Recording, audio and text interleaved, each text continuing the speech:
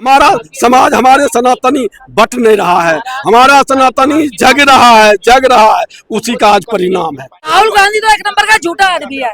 राहुल गांधी जो पप्पू आलू में से सोना निकालता है, उसको ये नहीं पता, वो तो एक नंबर का झूठा है। कहते ना, वो जलेबी को भी उसको नहीं पता कि जलेबी बनती कहते हैं। इसलिए उस पप्पू की चप्पू की तो बात ही मत करो।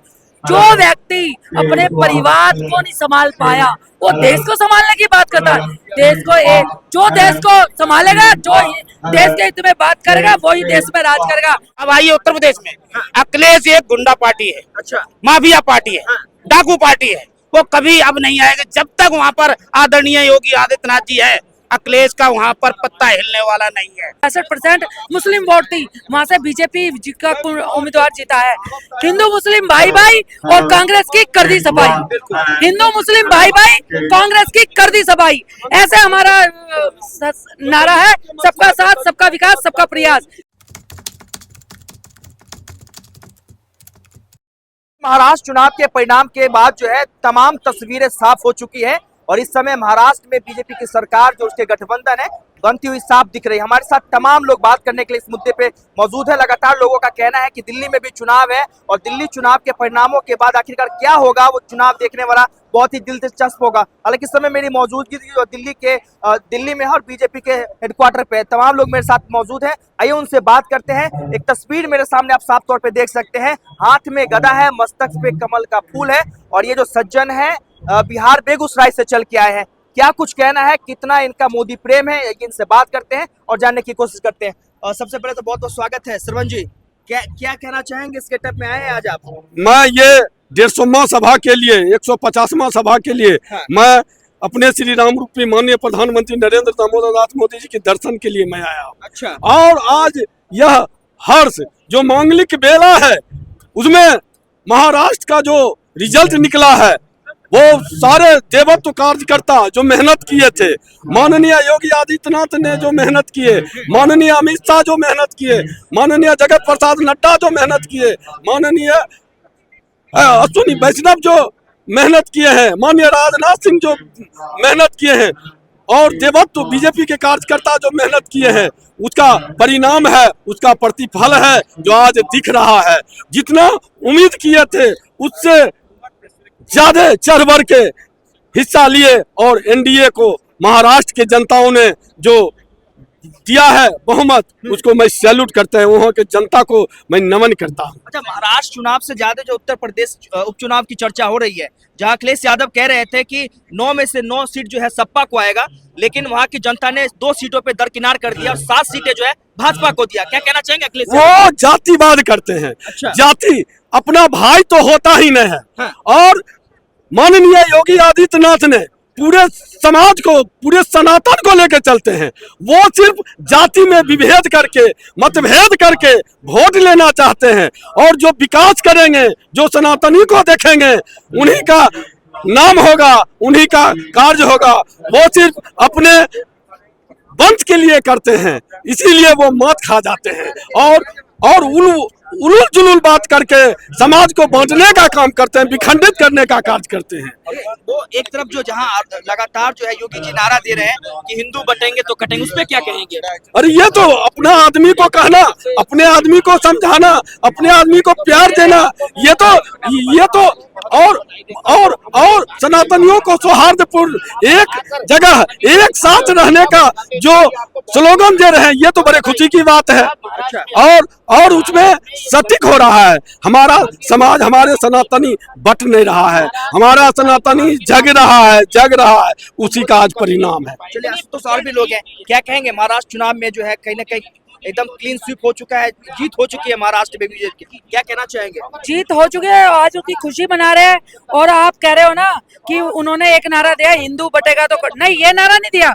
उन्होंने कहा तुम बटोगे, देश बटेगा तो कटेगा।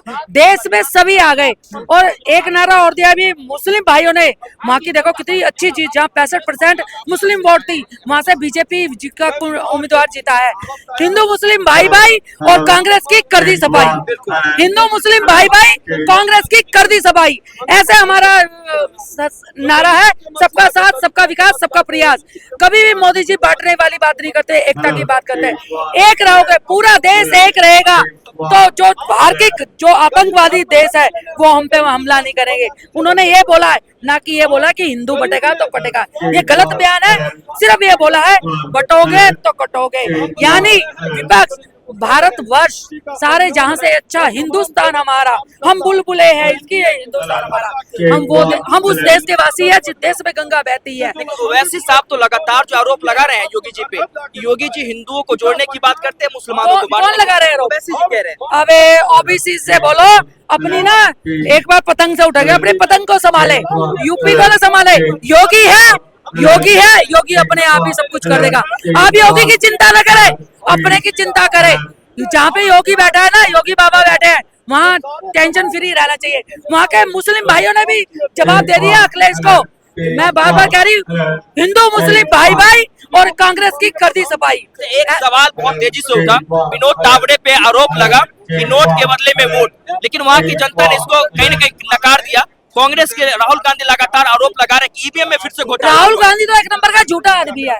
राहुल गांधी जो पप्पू आलू में से सोना निकालता है, उसको ये नहीं पता, वो तो एक नंबर का झूठा है। कहते ना, वो जलेबी को भी उसको नहीं पता कि जलेबी बनती कहते हैं। इसलिए उस पप्पू की चप्पू की तो बात ही मत करो। जो व्यक्ति अपने परिवार को नहीं संभाल पाया, वो देश को संभालने की बात करता है। देश को जो देश को संभालेगा, जो देश के हित में बात करेगा, वही देश में राज करेगा। और वो है नरेंद्र भाई मोदी, और वहाँ योगी, हमारा भाजपा का एक एक कार्यकर्ता देश के हित में बात करता है, ना कि देश के तोड़ने में। इन्होंने यात्रा लगा दी भारत जोड़ो, क्या उन्होंने कर लिया? अगर तुम भारत जोड़ो यात्रा तुम्हारी सक्सेसफुल होती तो आज तुम्हारी बहुमत से सरकार बननी होती। तुमने योजनाएं दी होती, जो कहा था टनाकट टटाकट 8500 रुपए आएंगे, कहाँ गए वो? कहाँ गए? क्योंकि झूठे वादे करे थे। वादे करते हैं मगर निभाते नहीं, और हमारा संगठन जो वादा करता है उससे पहले निभाता है। कैसे देख रहे हैं महाराष्ट्र चुनाव में जीत को लेकर? ये पहले तो आपको मैं चैनल वालों को बहुत बहुत बधाई देता हूँ, जो हमारे जनता तक हमारी बातों को पहुँचाते हो, भारतीय जनता पार्टी की बातों को पहुँचाते हो, उसके लिए आपको बहुत बहुत धन्यवाद और बधाई और शुभकामनाएं। महाराष्ट्र की जनता ने जो जीत दी है, आशीर्वाद दिया मोदी जी को, वो कभी भूल नहीं पाए। इतनी प्रचंड जीत दी है जो आपको मैं खुशी के मारे बता नहीं सकता। ऐसी जीत कभी नहीं महाराष्ट्र में हुई थी। अब आइए उत्तर प्रदेश में, अखिलेश एक गुंडा पार्टी है, अच्छा, माफिया पार्टी है, डाकू पार्टी है। वो कभी अब नहीं आएगा जब तक वहाँ पर आदरणीय योगी आदित्यनाथ जी है। अखिलेश का वहाँ पर पत्ता हिलने वाला नहीं है। वो कह रहा था हम 9 सीटें जीतेंगे, 2 पे समेट दिया, बिल्कुल 2 पे समेट दिया। उसकी जो सीटें घर में थी वो हमने जीत ली। आरोप लगा रहे हैं कि बूथ को कैप्चर कर दिया गया, पुलिस वालों ने जो वोटर्स हैं उनको रिवॉल्वर दिखा के भगा दिया, वापस कर दिया। मैं डिस्ट्रिक्ट कन्नौज उत्तर प्रदेश से बिलोंग करता हूँ, जहाँ से अखिलेश लड़ता है।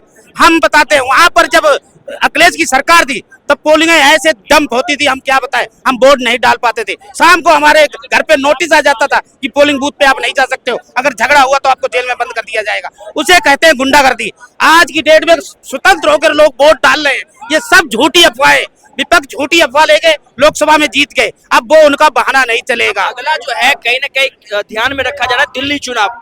फरवरी में विधानसभा का चुनाव है दिल्ली में, क्या कहेंगे कि क्या कितना आसान होगा? महाराष्ट्र अभी ये झांकी दे, अब दिल्ली की बारी है। अच्छा। आप दिल्ली में केजरीवाल की मैं बात बताता हूँ, वो जेल में गया कि मैं कुर्सी नहीं छोड़ूंगा, मैं कुर्सी नहीं छोड़ूंगा, मैं कुर्सी नहीं छोड़ूंगा। फिर 5 महीने 6 महीने जेल में रहा, बाहर आया, कुर्सी छोड़ दी, कुर्सी चली गई। फिर उसके बाद उसके इतने दिन खराब आए, उसका घर भी चला गया, शीश महल भी चला गया। इतना झूठ बोलता था, अब उसकी जो झूठ की ढोलक है ना वो फूटने वाली है, और दिल्ली से वो सफाया होने वाला। जो झाड़ू उसका निशान है वही उसको सफाया कर देगी। उसका बिल्कुल कैसे देखते हैं महाराष्ट्र चुनाव में जीत को?